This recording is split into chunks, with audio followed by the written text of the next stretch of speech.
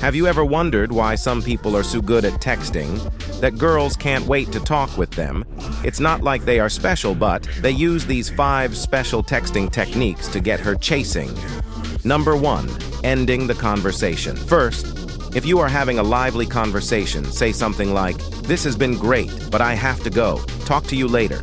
This creates anticipation for the next conversation, leaving her wanting more.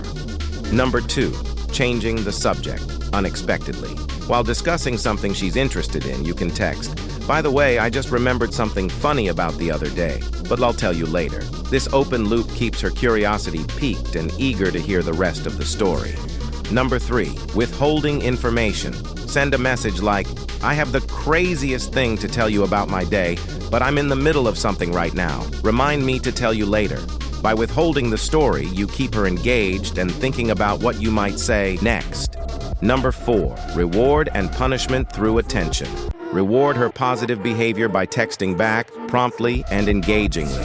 If she's being less responsive, reduce your reply frequency and length. This system subtly teaches her that positive interactions lead to more engagement from you.